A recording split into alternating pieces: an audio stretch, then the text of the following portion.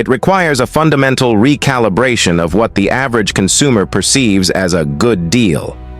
Historically, the immediate allure of a zero-down, aggressively low monthly payment was simply a function of effective marketing and competitive pricing.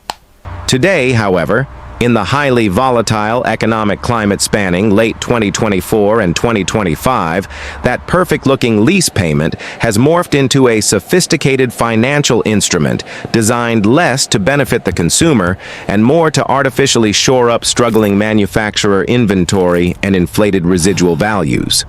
This is the crucial distinction that separates prudent financial planning from becoming an unwitting participant in a massive market correction set for 2026. The fundamental danger lies not in the affordability today, but in the inevitable reckoning 3 years down the line when the lease term concludes. This strategy yields remarkably low monthly payments right now, making the vehicles irresistible to the budget-conscious shopper. But by inflating that critical component, the residual value, the manufacturer is effectively transferring the risk of depreciation entirely onto the consumer, should that consumer decide to buy the car at the end of the term, or more broadly, should they suffer the consequences of a glut of identical vehicles hitting the secondary market simultaneously. To contextualize this impending conflict, we must acknowledge the current economic reality. We are exiting a period of extreme inventory scarcity where used car values soared uncontrollably. Simultaneously, high interest rates are making traditional purchase financing prohibitively expensive for millions of buyers. Manufacturers, desperate to maintain sales volume and clear lots without resorting to painful MSRP cuts that damage brand perception, are utilizing their captive finance arms to manipulate the lease structure. They are essentially borrowing optimism from the future to finance sales today. The conflict hinges entirely on the manipulation of the residual value, often referred to simply as the RV.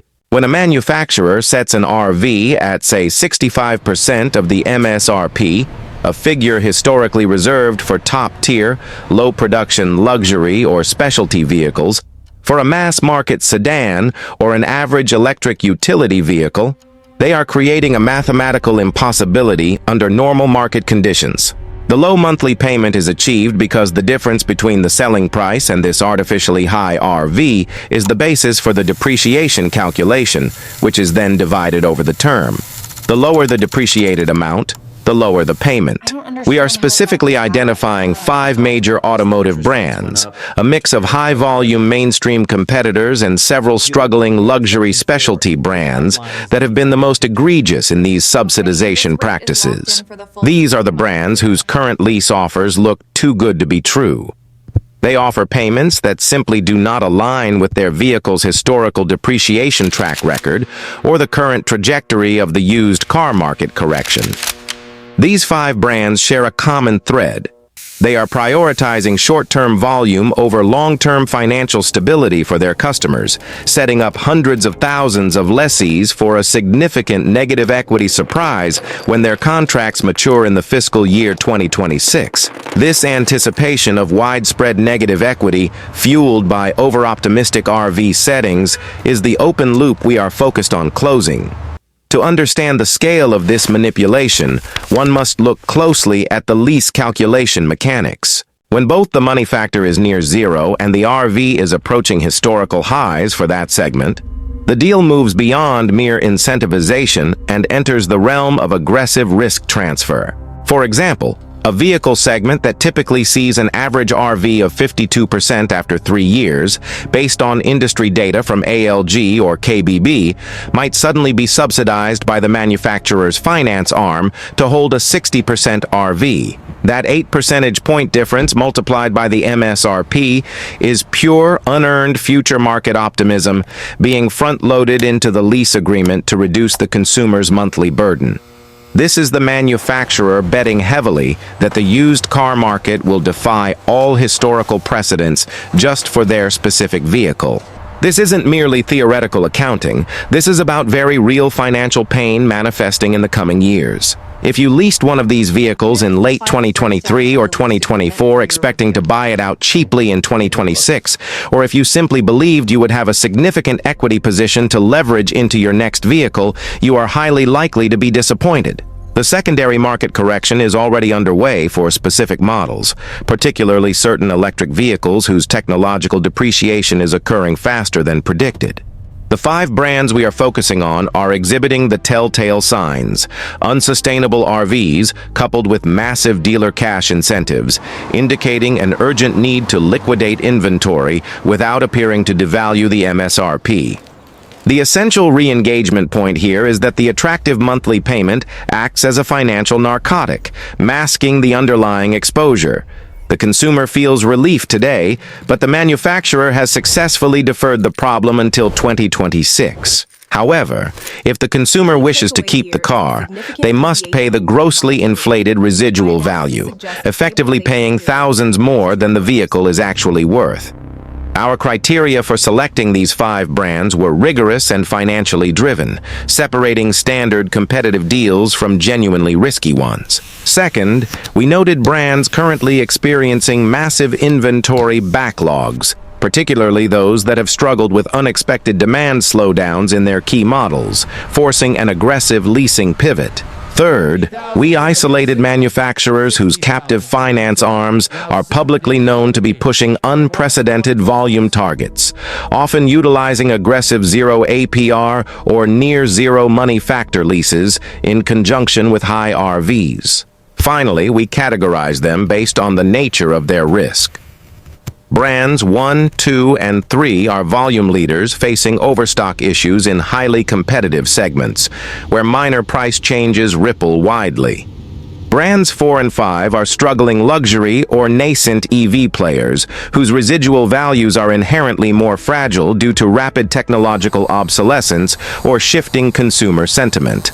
The goal of this analysis is not to discourage leasing entirely, which remains a viable financing option for many, but rather to serve as a prophylactic measure against participation in what is shaping up to be a large-scale financial transfer of risk from the manufacturer to the unsuspecting lessee.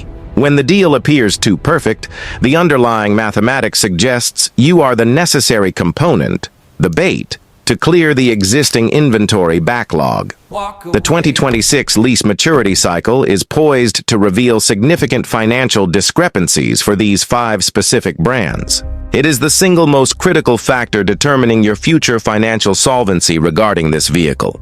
We have established the stage and the nature of the conflict. Tune in for the second part of this indispensable series, where we will methodically reveal and analyze each of the 5 car brands with too good to be true leases, scrutinizing the specific models and the corresponding residual values that must be scrutinized and avoided in the near term. We will provide the specific names and the data that supports the urgent call for avoidance. The financial trap, woven with the silk of low monthly payments, is now poised to snap shut. If we accept the premise that the first several brands identified were aggressive in leveraging inflated residuals to mask the true cost of depreciation, the final 2 brands elevate this strategy from aggressive marketing to outright financial warfare against the consumer in 2026. This is where the mechanisms become most insidious, where sophisticated financial engineering meets the desperate push to meet quarterly sales quotas. The situation surrounding the final 2 automakers confirms the severity of the market distortion. Their strategy is not just about moving metal. It is about protecting market share against rapidly advancing competitors. To achieve the seemingly impossible task of offering leases on vehicles with MSRPs approaching $70,000 for monthly payments, usually reserved for mass-market sedans, they have massively overinflated the residual values, projecting future retained value well above the historical depreciation curve, and pairing this with a money factor so low it borders on subsidized borrowing. This creates a lethal combination. The low rate minimizes the interest accumulation, and the high residual minimizes the monthly depreciation charge, creating an artificially compressed payment. But the core problem remains mathematically immutable. The car will depreciate to its true market value, irrespective of the number written on the lease contract. The leases offered by these specific manufacturers are too good because they are banking heavily on the continuation of federal and state incentives that may or may not exist, and, critically, they are struggling with brand new depreciation curves. Unlike gasoline vehicles with decades of historical data, the used market value of cutting-edge EVs is highly volatile and extremely sensitive to technological obsolescence. When a battery technology breakthrough is announced, or a competitor launches a vehicle with significantly faster charging or longer range, the depreciation of the existing model drops precipitously. The market, however, is likely to value those same vehicles closer to 40 or 45% by 2026, primarily due to the supply glut and rapid technological iteration. This brings us to the core conflict and the impending climax of this financial narrative. For the sophisticated consumer who understands leasing, the hope is always that the residual is below market value, allowing them to purchase the vehicle cheaply or sell the lease equity for a profit. For the consumers caught in the leases from the 5 high-risk brands, the inverse will be true. Their end-of-lease decision will be limited to simply handing back the keys and walking away from a massive loss the manufacturer must absorb, or far worse, trying to roll that negative equity into a new lease, perpetuating the financial distress. This is the key danger, the open loop that must now be closed. The manufacturers know that a significant percentage of leaseholders will, out of convenience or lack of financial understanding, roll that negative equity into a subsequent vehicle. This maintains the sales volume but fundamentally shifts the financial risk from the automaker's balance sheet as an immediate write-down on the initial lease to the consumer's recurring debt structure.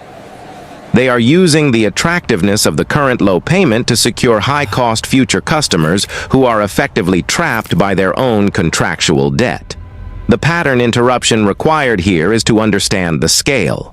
This confluence creates a perfect storm. High supply meets deflated demand, causing used values to fall off a cliff. The too-good lease suddenly transforms from a bargain into an anchor. They paid a low monthly fee for the use of a depreciating asset, but they surrendered the option value, the ability to purchase the vehicle at a fair price. They have guaranteed the manufacturer a high residual payment regardless of the market, effectively ensuring the manufacturer against depreciation risk, despite having no claim on the asset's residual upside. Now, the inevitable climax, 2026, arrives. The consumer whose $50,000 luxury SUV lease is expiring drives it back to the dealer. However, the dealership appraiser, looking at the auction data flooded with identical 3-year-old models, offers a wholesale trade-in valuation of $22,000. This $8,000 delta is the moment of revelation. This scenario will be replicated tens of thousands of times across the 5 identified brands. For the manufacturer, this $8,000 per vehicle is the depreciation liability they deferred. For the consumer, they are now presented with a series of unfavorable choices. 1. 2. Purchase the lease. Buying the vehicle for the contractual $30,000 residual value, even though they know it is only worth $22,000, means instantly absorbing an $8,000 loss on day 1. Roll the loss. The dealer, trained to retain customers, suggests rolling the $8,000 negative equity into a new lease or finance agreement. This is the ultimate trap. The consumer gets a new car, but their new monthly payment is inflated to cover the loss on the old car, trapping them in a permanent cycle of debt. This feedback loop is what makes the 2026 environment so hazardous for these specific brands and their past lease customers. They sought short-term sales volume at the expense of long-term market stability. The defining characteristic of the leases to avoid in this time frame is an unusually high residual percentage coupled with an extremely low subsidized money factor, particularly on high-volume luxury or rapidly evolving EV models. The math simply does not support the projected retained value in a deflationary used car market. The ultimate payoff is the realization that the cheapest monthly payment often carries the highest risk. If a brand is projecting residuals significantly higher than their direct competitors for comparable segments, especially in a market anticipating heavy supply returns, the alarm bells must sound. Therefore, the specific call to action for any consumer considering a vehicle from the identified highly aggressive leasing brands is definitive. Do not enter into a new lease agreement under the current conditions.